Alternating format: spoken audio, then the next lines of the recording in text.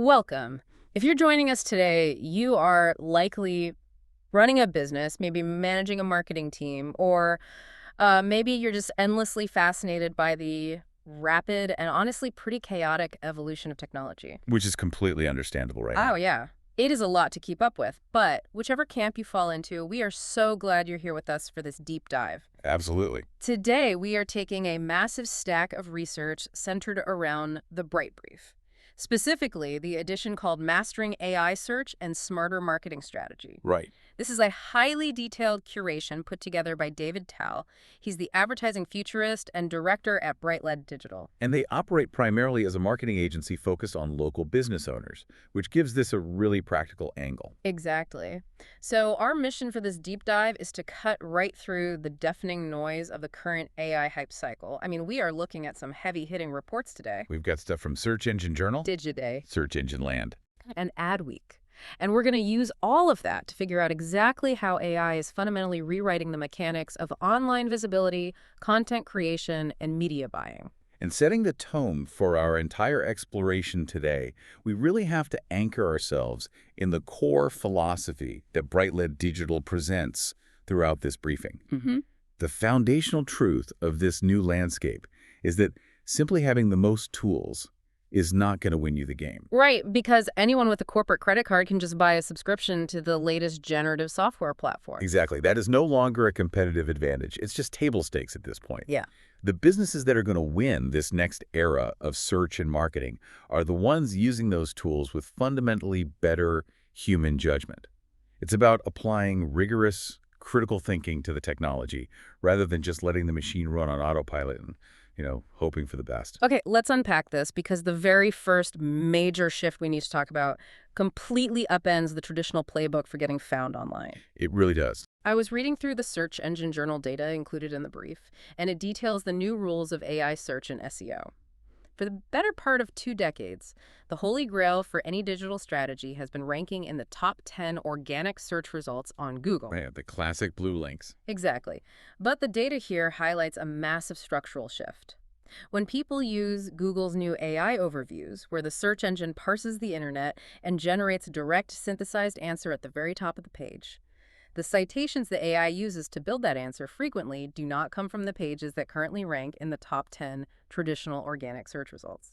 What's fascinating here is the total paradigm shift in how information is being evaluated and weighed by the search engine itself. Yeah. Ranking on Google, in that traditional sense of optimizing for a list of blue links, just isn't the whole game anymore. Users are increasingly getting their complex queries answered directly from these AI-generated summaries. They don't even need to scroll down. Right. They are getting the exact specifications, the troubleshooting steps, or the local recommendations they need without ever needing to click through to a traditional search result page. Wow. So the search engine is no longer just acting as an index. It's not a librarian handing you a list of potentially relevant books anymore. It's acting as a comprehensive researcher. Exactly. It is opening those books, finding the exact sentence you need, synthesizing it with 3 other sources, and delivering the conclusion. And what this data clearly shows is that the AI researcher doesn't actually care if your website has the massive backlink profile that historically put you on the bestseller list of those top 10 organic results. It really doesn't. Yeah. It primarily cares if your specific sentence, your specific data point, is the clearest, most direct, and most accurately structured answer to the user's highly specific question. And for you listening, if you are running a mid-market business or trying to scale a localized brand, this should fundamentally change your resource allocation. For the longest time, it felt like you were completely locked out of high-volume search terms because you had to beat massive national competitors with bottomless SEO budgets just to get noticed on page 1. It was a war of attrition. Yeah, but this data says you no longer have to outmuscle the giants over backlinks to win attention in an AI-driven search world. You can outteach them. Precisely. The playing field hasn't just leveled, it's changed dimensions completely. The report notes exactly what the AI models are hunting for, and it provides a very actionable blueprint. What are they looking for? Well, the AI is aggressively indexing for clear, useful, well-structured information gain. It wants pages that anticipate and directly answer the long-tail questions your actual buyers are asking. So less fluff, more facts. Exactly. In practice, this means your website architecture needs to reflect radical transparency. You need to provide clear, unambiguous pricing structures. People love that. They do. And you need to lay out your fulfillment or service process step by step. You need to use semantic, highly descriptive HTML headings rather than clever, abstract marketing jargon. Oh, right. So instead of a heading that says experience the magic, you'd want something like how our three-step installation process works. Exactly. And you need incredibly strong, verified local signals. When you publish helpful, dense content that is structured this way, you make the AI's job frictionless. You're just handing it exactly what it wants. You are formatting your expertise so that a machine learning model can easily extract it, quote it, and confidently present it to the user. But wait, let me push back on that a bit. Sure. If the AI is just scraping the internet for the most stripped-down, friction-free, direct answer, doesn't that incentivize us to write incredibly dry encyclopedic content? Like if we are just formatting data for a machine to read, where does the brand voice live? Doesn't the internet just become a sea of robotic FAQ pages? That is the exact trap many marketers are falling into right now, and it's a great point to clarify. Being highly structured for the AI does not mean being devoid of personality for the human. Okay. Remember, the AI is delivering a citation link alongside that summary. If your clear, concise answer gets the citation, and the user decides they want more context and clicks through to your site, that page still needs to convert a human being. That makes total sense. The strategy is to use the clear, descriptive headings and bulleted summaries to satisfy the AI's need for structure. But then you use the body paragraphs to inject your unique point of view, your brand voice, and your specific case studies. You are essentially writing the executive summary for the algorithm and the persuasive narrative for the human who clicks through. Exactly. You're satisfying the machine's required formatting without sacrificing the human connection. Now, speaking of human connection, I want to transition to a piece of research from Digiday that completely rethinks how we measure and build social trust. This is a big one. It really is. The report details a rapid shift in influencer marketing. Yeah. The era of relying exclusively on giant, highly paid, one-off influencer campaigns is fading fast. Very fast. We are seeing brands actively move their budgets away from paying internet celebrities massive flat fees for a single, heavily orchestrated post. And from a purely strategic standpoint, the data absolutely supports that reallocation of budget. Yeah. Those massive single touchpoint campaigns have suffered a severe drop in efficacy because the modern consumer has developed an incredibly acute radar for inauthenticity. Oh, for sure. You can spot a forced ad from a mile away. Right. When an audience knows a massive creator is just reading off a script for a $20,000 check, the conversion rates plummet. It's just noise to them. Exactly. It might drive a temporary 24-hour spike in top-of-funnel reach, Yeah. but it rarely builds the kind of sustained behavioral trust that actually lowers customer acquisition costs over the long term. Here's where it gets really interesting. To replace that outdated, top-heavy model, the Digiday report introduces the shift toward gamified micro-creator programs. Yes. Instead of one massive product launch splash, brands are choosing to work with a much larger cohort of smaller, highly localized creators on a continuous, ongoing basis. And they are keeping these micro-creators engaged by gamifying the relationship. They're setting up tiered milestones, performance-based unlocks, exclusive access, and compounding rewards. They are fundamentally turning creator content from a one-time media buy into a localized, repeatable growth engine. And the application of this for small to medium-sized businesses is incredibly potent. How so? Because usually big terms like that sound expensive. Right. When we hear terms like gamified micro-creator program, it sounds like an enterprise-level strategy that requires a dedicated software team to manage. Yeah, exactly. But BrightLead's analysis grounds this concept beautifully for the everyday operator.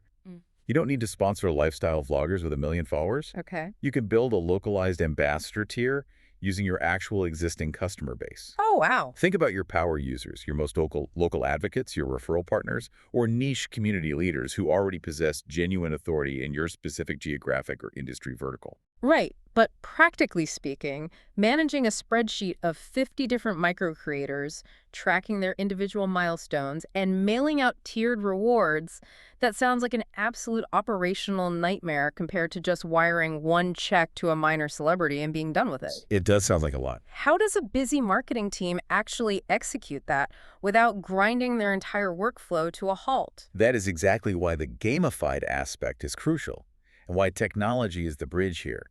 You aren't managing this manually on a spreadsheet anymore. Oh, thank goodness. The current landscape of affiliate and ambassador software allows you to automate the entire tiering process. The system tracks the attribution, unlocks the rewards automatically when a local creator hits a benchmark, and prompts them to create the next piece of content. So the software does the heavy lifting. Exactly. But beyond the logistics, the reason you take on that slightly higher management load is the algorithmic advantage. Okay, tell me more about that. Social platforms are increasingly prioritizing hyper-local, community-driven engagement over broad, generic broadcast content. That makes sense. When you have 20 passionate local customers consistently sharing their unscripted, genuine experiences with your product over a 6-month period, you are blanketing your target demographic with compounding social proof. It's like a chorus of trusted voices instead of one guy shouting with a megaphone. Beautifully put. It builds a sustainable engine of community validation that a single, polished celebrity post simply cannot replicate. It's the difference between buying a billboard and building a grassroots movement. Exactly. And that concept of accurately tracking what these local creators are actually driving leads us right into the next major update. This is a crucial one for anyone running ads. Yes, we have a report from Search Engine Land detailing a massive shift in how Meta handles attribution. Finally. For anyone listening who manages ad spend and has ever stared at a platform dashboard feeling completely gaslit by the numbers, this is a fundamental correction. It really is. Meta is now explicitly separating link clicks from general social engagement within its attribution tracking. So metrics like shares, saves, comments, and simple likes are no longer going to be aggregated into the same reporting column as high-intent actions tied to actual website traffic and hard conversions. This raises an important question. How have we historically been allowing these platforms to grade their own homework? Right.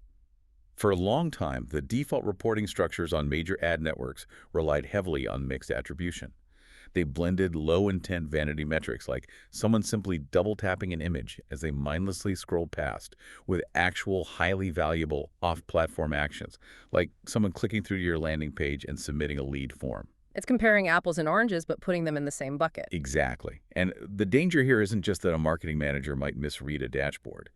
The real systemic danger of mixed attribution is how it trains the machine learning delivery algorithm. Exactly. Because if your campaign objective is technically set to drive traffic, but the platform's algorithm is allowed to blend cheap likes into the success pool, the machine learning model will take the path of least resistance. It absolutely will. It will optimize your ad delivery toward users who are statistically likely to just hit the like button, rather than users who have a historical propensity to actually leave the platform and buy something. Yes. It creates this algorithmic trap where weak ad campaigns look successful on paper, but your actual revenue numbers are completely stagnant. And that dynamic has drained untold millions in ad spend from businesses who thought their creative was performing well. Oh, for sure.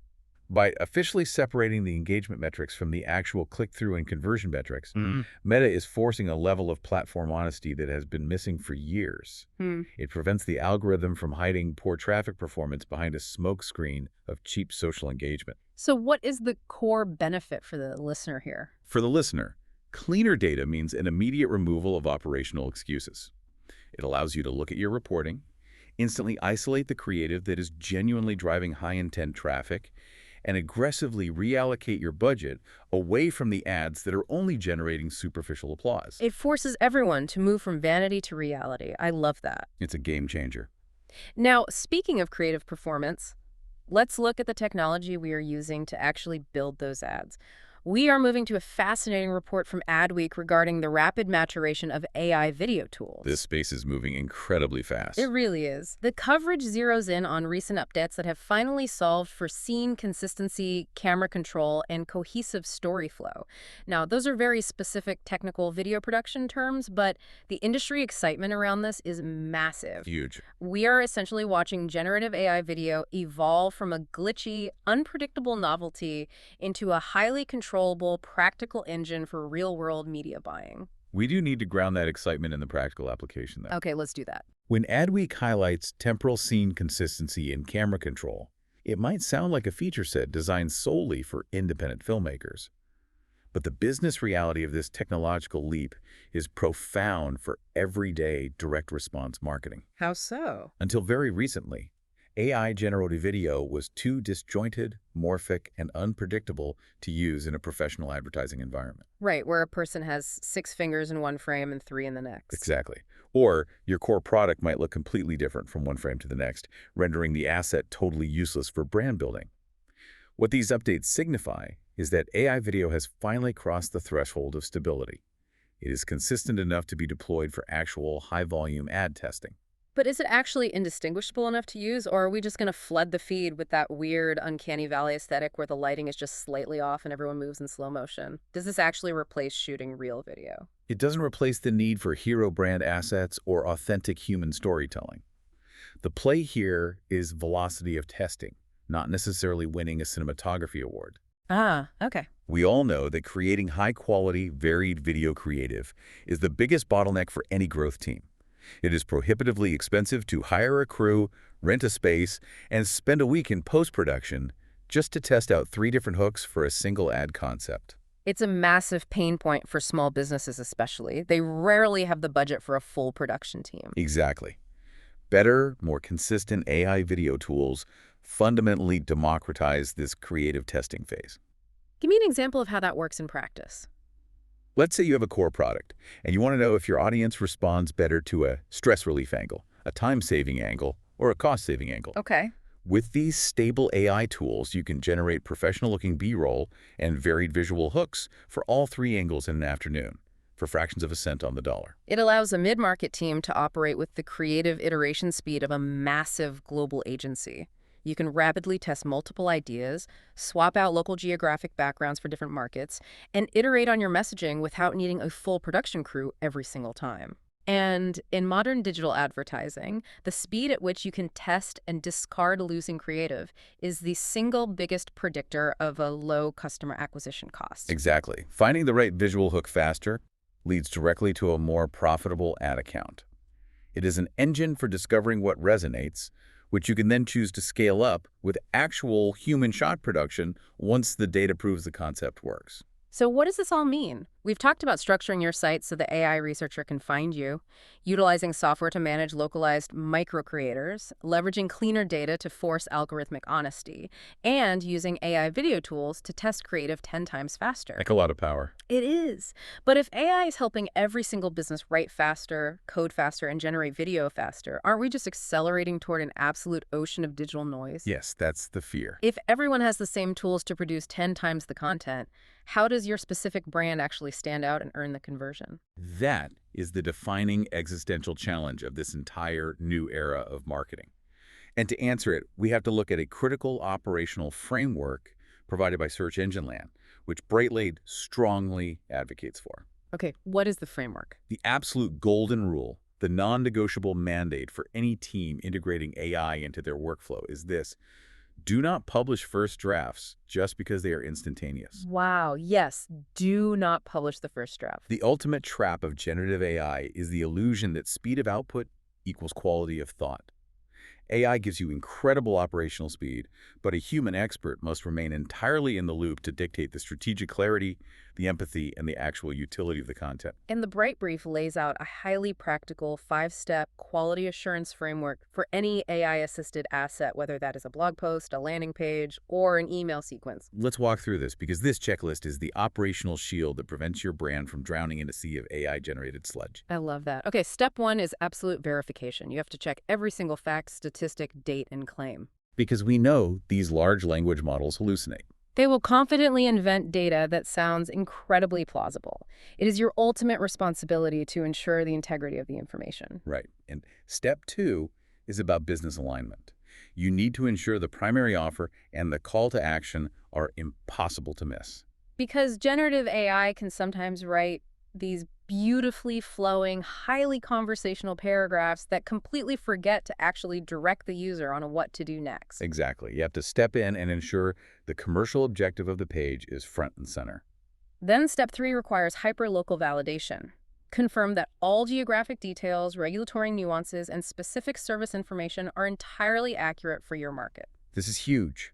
If you are a commercial contractor operating in Chicago, the AI might seamlessly weave in building codes relevant to Los Angeles. You must enforce the hyperlocal context that a generalized model lacks. Right. And step 4 is crucial for maintaining your identity. Edit the syntax and tone so it actually sounds like your business. Because AI models tend to default to a very recognizable, overly enthusiastic, slightly generic corporate tone. They love words like delve, unlock, and supercharge. Yes. Yeah. You need to aggressively strip those out and inject the actual cadence and personality of your brand. And finally, step 5, the most important differentiator.